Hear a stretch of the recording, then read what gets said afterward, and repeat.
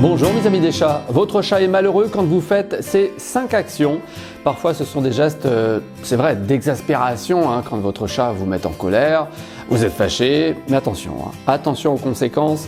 Je pense qu'après avoir vu ce sujet-là jusqu'au bout aujourd'hui, vous allez peut-être remettre en question certaines choses dans la relation avec votre chat. Bon, en tout cas vous me le direz. Nous allons commencer par un piège tout de suite, dans lequel il est facile de tomber quand on ne connaît pas bien les chats. Alors vérifiez ce premier point, il y en aura 4 autres, oui, vous avez choisi la vie des chats, vous êtes au bon endroit pour en apprendre davantage sur le comportement de votre chat. Allez, appelez-le, ça commence tout de suite par le point numéro 1, il y en aura 5. Savoir ce qui va gêner, voire irriter ou décevoir votre chat, c'est mieux quand même pour entretenir votre bonne relation avec lui. Votre chat est malheureux soudainement, mais qu'est-ce que vous avez fait? Ça, c'est un premier questionnement. Mince, pourquoi? En pensant à toutes les consultations en ligne de comportementalistes félins que j'ai eues avec vous, un bon nombre d'entre vous, je pense à cette inaction dont on ne se rend pas bien compte. Oui, inaction. Je vous explique avec cet exemple. Vous vivez avec votre chat et vous avez une vie très active. Le travail ou une activité en association vous sollicite beaucoup à l'extérieur de chez vous. Ouais. Vous pouvez imaginer donc cette situation où vous devez vous absenter de chez vous pendant plusieurs heures, presque tous les jours. Parce que oui, quand le travail ou un programme chargé ne vous accapare pas à l'extérieur, bien ce sont ensuite, et c'est normal, vos relations et vos loisirs qui vous amènent aussi dehors. Je vais donc vous demander à vous poser la question, très sincèrement, combien d'heures par semaine vous vous absentez en laissant votre chat seul derrière vous? Combien de temps passe votre chat seul chez vous? Pensez maintenant ce que votre chat peut faire pendant toutes vos heures d'absence. Avant d'aller plus loin, je dois vous demander au fait si vous savez exactement ce que fait votre chat en votre absence. Si vous avez découvert la vie des chats depuis peu et que vous n'avez pas regardé les centaines de sujets précédents, c'est normal. Commencez par, demandez votre cadeau de bienvenue s'il vous plaît. Bah oui, c'est le premier geste. C'est le guide d'accueil de votre nouveau chat, ce livret PDF de plus de 200 pages. C'est gratuit bien sûr, vous attend dans votre espace personnalisé. Je vous laisse le lien dans la description de cette vidéo là, sous ces images.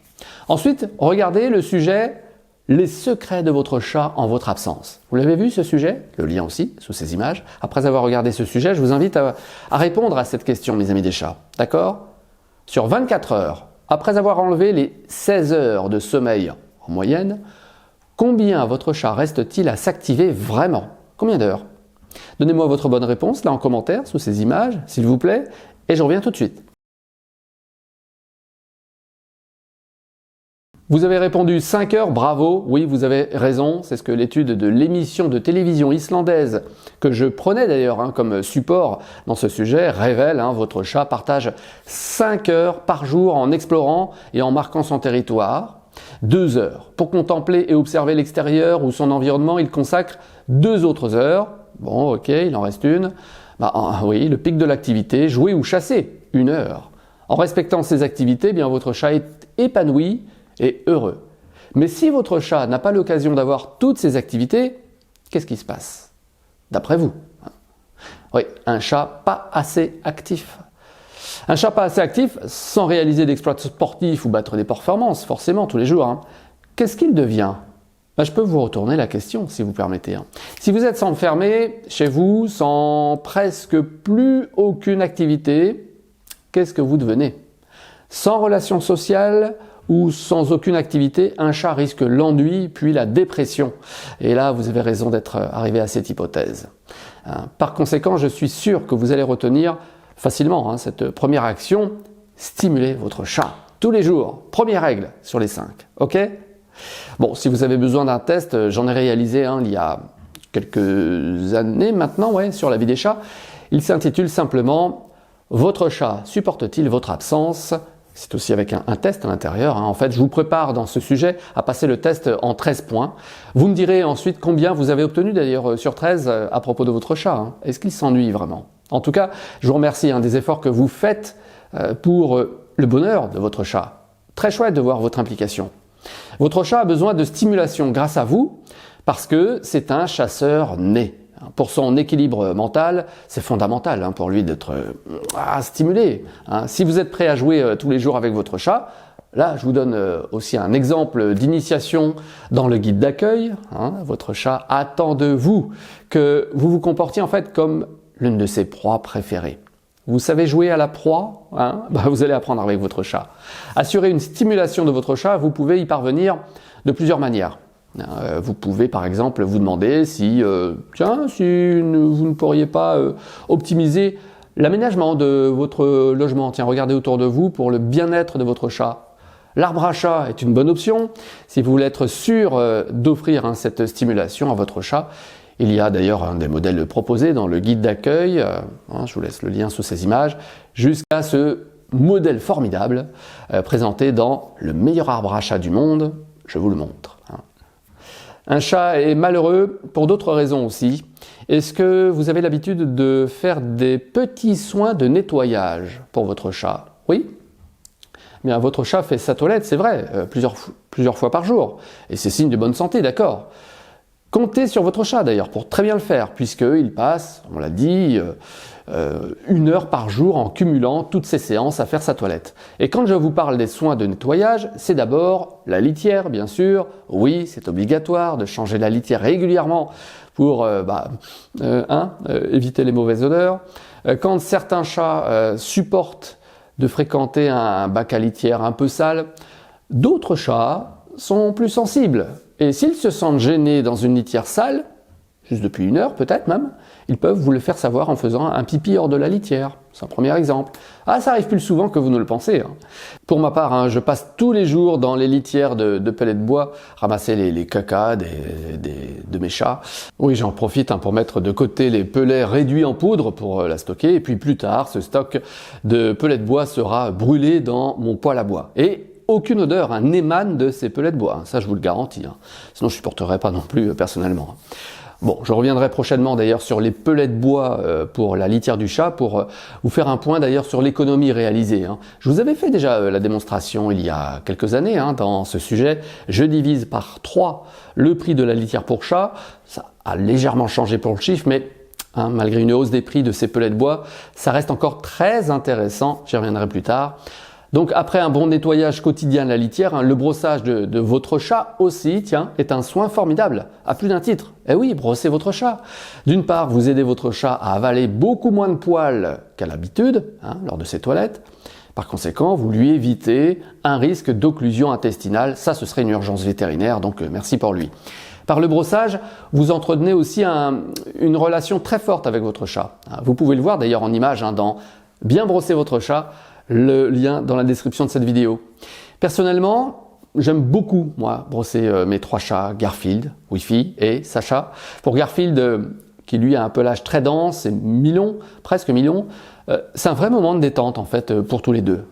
Pour Wi-Fi, son frère, qui va aussi sur ses 17 ans, c'est devenu en fait une nécessité, oui, désormais, par la vieillesse et sans doute la difficulté de se contorsionner un peu plus, de se mouvoir comme il l'entend, nous faisons en fait tous dans la famille attention à le brosser là où il a tendance à négliger, c'est dans le dos là qu'il laisse un peu en jachère son pelage. Donc dès qu'on voit ses poils un peu hirsutes, ça nous alerte pour le brosser à nouveau. Donc le soin est nécessaire aussi. Votre chat, attention, est malheureux si vous négligez ce 3e point, mes amis des chats, il y en a 5 au total, les griffes. Eh ouais, est-ce que vous prenez soin vraiment des griffes de votre chat? Oui, bien sûr, il taille lui-même à pleines dents régulièrement ses griffes, mais écoutez bien votre chat, quand il marche sur une surface dure, si ses griffes sont trop longues, vous entendrez le clic, clic, clic, clic, clic. Oui, le cliquetis sur le sol. Oui, ça cliquette. Et c'est le symptôme qui doit vous alerter que ces griffes sont un tout petit peu trop longues. Par conséquent, je vous propose de vérifier la longueur des griffes de ses pattes arrière, surtout. Chez mes 2 vieux frères Garfield et Wi-Fi, il peut nous arriver de tailler les griffes de ces 2 vieux chats. Mon 3e, Sacha, lui, n'a pas ce problème encore, non, il est trop jeune. Pour tailler uniquement la pointe des griffes de votre chat, je dis bien la pointe, pas plus vraiment c'est très très minutieux. Voilà, vous coupez le tout petit bout. Simplement. Dans la grande formation de parents de chat, d'ailleurs, je vous guide sur ce soin dans le module 23. Oui, c'est ça, il y en a 46 au total. Bon, faites très attention à ne pas blesser votre chat dans ce soin quand même. Hein. Et puis, si vous avez trop peur, si vous ne vous sentez pas en confiance pour tailler juste le bout de la griffe, ben, vous demandez à votre vétérinaire en plus, à la prochaine consultation, ce service. Hein. C'est une prestation que vous pouvez demander également à une toiletteuse ou à un toiletteur pour chat, là, tout près de chez vous. Hein. Demandez simplement. Bon, pour aider déjà votre chat à prendre soin de ses griffes, c'est naturellement un griffoir qui va l'aider. Alors si vous tenez aussi à vos meubles, hein, vous savez que c'est l'un des équipements obligatoires à mes yeux. Alors je vous en parle d'ailleurs hein, dans le guide d'accueil au chapitre qui s'appelle les 10 objets préférés de votre chat. Allez voir ça. Bah oui, sur les 200 pages, là, il y a plein de conseils, vous allez voir dans ce guide. À propos des soins à apporter à votre chat, j'aimerais ajouter aussi les yeux et les oreilles. Ouais. C'est un point que moi, j'ai très longtemps négligé pour mes propres chats. Je ne sais pas trop pourquoi. C'est seulement depuis quelques années que, enfin, j'applique des soins très simples et accessibles, hein, une fois de temps en temps seulement.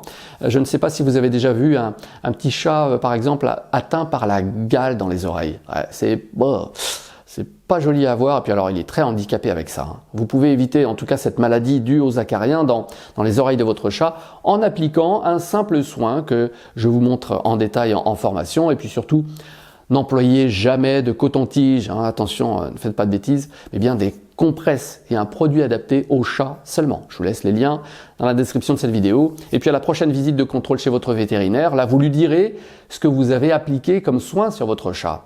Hein. Alors juste pour information, d'ailleurs, pour ce sujet-là, ça peut amorcer un échange très intéressant avec votre vétérinaire de parler de ce type de soins. Et puis ça vous implique aussi personnellement, davantage. Et je vous assure que on comprend mieux le point de vue de son vétérinaire quand on s'implique ainsi, ne serait-ce que dans un simple soin des yeux et des oreilles. Un chat est malheureux pour cette autre raison, mes amis des chats, trop de bruit. Oui. Ce qui arrive plus souvent que vous ne le pensez d'ailleurs, mais soumettre votre chat à trop de bruit a un impact sur son niveau de stress et son bien-être émotionnel. Voilà. Bon, en un mot, votre chat n'est plus zen, il risque de devenir anxieux s'il y a trop de bruit, hein, si le bruit environnant est régulier. Vous pouvez le comprendre aisément en voyant d'ailleurs le sujet « Pourquoi votre chat entend ce son que vous n'entendez pas ?» Tiens, si vous n'avez pas vu, allez le voir, je vous laisse le lien sous ces images. Votre chat entend bien mieux que vous et il supporte moins bien le bruit fort. Ça le stresse immédiatement. D'un chat à l'autre, la résistance au stress est différente. Je suis d'accord avec vous, tous les chats sont différents, mais chez les chats les plus fragiles, ça peut même engendrer des troubles du comportement, voire déclencher des problèmes médicaux. Il faudra alors aller voir votre vétérinaire. Donc le calme, c'est ce qu'apprécie particulièrement votre chat. Mais je suis sûr que vous l'aviez déjà remarqué. C'est pas vrai ça? Bah ouais, ça rend zen un chat. Bon, si votre chat est anxieux ou très sensible hein, d'une manière générale, vous l'avez déjà vu fuir à cause d'un gros bruit. Bon, quelque chose qui tombe et tout de suite, poup là. Dites-moi en commentaire, tiens, pour quelle raison votre chat s'est caché ou fuit? Oui, dites-le moi en commentaire. Hein. C'est une analyse en fait qui va vous intéresser aussi sur votre propre chat.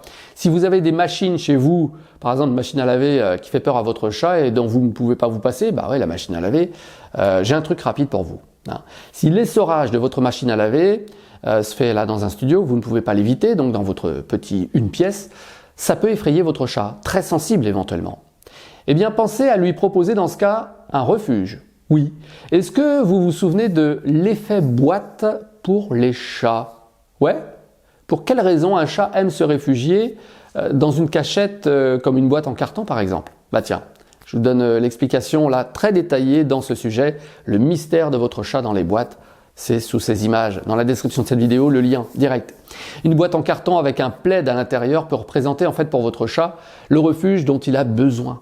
En cas de grande peur ou de panique, hein, il pourra adopter ce refuge chaud et sécurisant. Voilà. Le mieux est tout de même d'atténuer ou d'éliminer la source du bruit, quand c'est possible. Bon, je pense notamment aux jeunes enfants, tiens, aussi, qui ont envie de jouer avec un chat, hein, qui n'en a pas forcément envie. Oh, le petit chat, puis ouais, voyez la scène qui va arriver là. Il est préférable d'expliquer aux enfants de respecter votre chat en faisant ce dont votre compagnon a vraiment besoin. Voilà, de quoi a besoin votre chat. Expliquez-le aux enfants aussi, aux très jeunes. Hein. Parmi les environnements sonores effrayants pour un chat, pensez à deux autres exemples assez courants. Il y a d'abord une période de travaux peut-être chez vous. Ah, ça peut se passer chez vous, mais aussi dans le voisinage, hein, autour de vous. En fait, en consultation en ligne, je m'en souviens ça, il m'est arrivé de devoir vous questionner même longuement avant de « Ah bah c'est ça !» d'identifier des travaux qui se déroulent en votre absence. Fallait tomber dessus quand même. Ce n'est pas toujours évident. Sinon, pensez à votre chat aussi lors des feux d'artifice du 14 juillet. Ça, c'est un classique. Ce sont des 2 soirées, 13 et 14, pour beaucoup de chats en francophonie, les voir d'étaler, effrayés. Bon, je ne sais pas si aussi votre aspirateur fait peur à votre chat. Je n'ai jamais vu un chat devenir copain avec un aspirateur. Si, peut-être? Bon, chez moi, mes 3 chats n'apprécient pas l'aspirateur. Hein, ils changent de pièce en général. Oh. Et puis ils demandent à sortir aussi dès qu'ils entendent le moteur de ces aspirateurs. Tiens, la transition est toute trouvée pour la 4e raison. Votre chat est malheureux si vous ne prenez pas en compte sa sensibilité. Je vous parlais du bruit, mais vous voyez bien que ce que votre chat n'apprécie pas du tout. Hein. Si votre chat a peur sans que vous ne sachiez précisément pourquoi, alors vous avez encore un petit peu de travail, je dois vous l'avouer, mes amis des chats. Oui, vous êtes au bon endroit sur la vie des chats pour ce travail, pour apprendre toujours. En observant votre chat tous les jours, je vous propose un petit exercice. Vous êtes prêts? Ouais. C'est ce que j'aime appeler vos devoirs de chat. Vous savez, c'est comme à l'école. Alors, voici vos devoirs pour demain. Notez dans votre cahier texte à l'époque, s'il vous manque en tout cas des informations sur l'origine de certaines peurs de votre chat, et que vous n'expliquez pas en fait. Hein. S'il vous plaît, notez vos observations tous les soirs en quelques lignes. Tiens, voilà, tel comportement, ça m'a intrigué, je le note. Et à force de prendre des notes sur votre chat, vous allez identifier ce qui peut gêner ou effrayer votre compagnon. Et ensuite, à vous d'atténuer ou d'éliminer la source de cette gêne pour votre chat. On parlait du bruit, mais il y a plein d'exemples en fait. Par exemple aussi, tiens, je me souviens que mon vieux Garfield, lui avait peur de mon beau-père il y a pas mal d'années. Sa grosse voix, sa démarche et ses gestes faisaient fuir mon bon vieux Garfield dès qu'il entrait dans la maison. Ah oui. Et au fil des années, en fait, Garfield s'est assagi, mais je voyais bien quand même qu'il était inquiet. Je voyais bien aux oreilles notamment. Je n'ai pas eu d'autre solution que de proposer à Garfield, au tout début, quand il était effrayé, de s'isoler dans ma chambre à l'époque. Allez, va. Au fil des années, en fait, j'ai appris à identifier les grandes craintes de mon Garfield. Je l'ai énormément observé, j'ai appris avec lui, et aujourd'hui, ce vieux chat a un comportement de chat épanoui, quoi. Hein. Rendez-vous compte qu'il n'osait pas miauler pendant des années. Eh ouais, pas un miaulement. Son premier miaulement, il l'a poussé qu'à l'âge de 5 ou 7 ans, je crois. Aujourd'hui, il a 17 ans, il a parfois un échange avec moi d'ailleurs. Oui, ça y est, il discute avec moi, il est tout content lors d'un des rituels du soir. Et c'est parce que j'ai respecté sa très grande anxiété pendant des années que j'ai obtenu ce beau résultat. Ça y est, on discute ensemble. Toute la petite famille d'ailleurs a contribué à ce succès pour Garfield.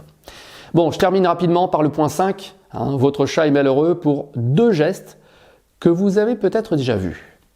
Le premier, c'est souffler dans le nez ou la figure de votre chat. Oui, être fâché contre votre chat, ça arrive à tout le monde. C'est humain, mais il faut savoir bien agir dans ce cas, tout en respectant votre chat. En fait, lui souffler dans le visage n'est pas du tout la bonne attitude. Je vous explique. D'une part, votre chat ne fait pas du tout le lien entre ce que vous lui reprochez, puisque c'est normal pour lui, et le fait de souffler. Et d'autre part, votre chat ressent seulement une énorme agression gratuite de votre part si vous faites ça. Mais pourquoi il me souffle dessus? Pourquoi il m'agresse? Le niveau de confiance là entre vous et votre chat s'effondre tout de suite. Vous pouvez croire d'ailleurs qu'il a compris la leçon, parce qu'il part. Mais non, absolument pas. Il ne fait pas le lien, comme vous l'espériez. Non. Et puis, l'autre geste malheureux, c'est de réveiller votre chat en sursaut. Coucou, c'est moi! Sans prendre conscience de ce geste, en fait, certaines personnes peuvent prendre ça comme comme une boutade. Oh bah tiens, c'est pour m'avoir réveillé cette nuit, mon chat. Alors, réveiller votre chat par surprise pendant sa sieste peut provoquer en fait un gros stress, voire de l'anxiété. Et ça va dégrader son bien-être général. Et si votre chat est plus sensible que la moyenne, là en plus, il peut vous griffer par réflexe de défense et avoir peur de vous par la suite. Vous voyez toutes les conséquences quand même? Donc, réveiller votre chat d'une manière brusque est une très mauvaise idée, encore une fois. Si ça arrive souvent, en plus, votre chat peut avoir un sommeil perturbé durablement. Et ça engendre un risque de baisse de défense immunitaire. Et voilà, davantage de tension nerveuse et par conséquent un risque de maladie. Et là, vous seriez obligé de consulter votre vétérinaire. Donc franchement, ce 5e point là, ayez la bonne attitude s'il vous plaît. Si vous assistez aussi à une telle scène, expliquez simplement. Un chat ne doit pas être réveillé par surprise ou se faire souffler sur le visage parce que lui, il ne retient que l'agression que ça représente. Aucun autre message. Bon, je vous propose s'il vous plaît un rapide récapitulatif, d'accord? Vous êtes d'accord? Un chat est malheureux pour ces 5 premières raisons. Le premier, vous en souvenez, hein? Oui, c'est le manque de stimulation. En deuxième, un chat est malheureux si vous négligez ses soins de nettoyage, comme la litière bien sûr, et puis aussi son brossage, sa taille du bout des griffes si vous y arrivez, ou aussi le nettoyage des yeux et des oreilles, c'est un confort. Troisième point, ne pas réduire le bruit qui incommode votre chat, ça peut avoir des conséquences parfois lourdes, je vous l'ai expliqué. Point 4, ne pas prendre en compte la résistance au stress de votre chat et sa sensibilité. Là, oui, je comprends que vous pouvez ne pas vous rendre compte de l'impact sur sa santé que ça peut avoir chez votre chat. Et en point 5, souffler sur le nez de votre chat ou le réveiller brusquement, c'est risquer de rendre votre chat très malheureux. Donc je compte sur vous, mes amis des chats, d'accord, pour partager au maximum autour de vous ces recommandations. Je vous remercie sincèrement de votre fidélité. Plus d'ailleurs ces messages sont diffusés autour de vous, plus notre connaissance du comportement des chats augmente. Et c'est vraiment un très bon point pour l'adoption de chats dans les refuges. Alors vivons dans un monde en paix avec notre chat. Je ne sais pas ce que vous en pensez, vous pouvez me le dire sous ces images. Merci aussi de vérifier que vous êtes bien abonné à La Vie des Chats, d'avoir laissé s'il vous plaît un coussinet bleu si vous avez aimé. Toutes les semaines, devenez un gaga des chats sur lavideschats.com. Merci.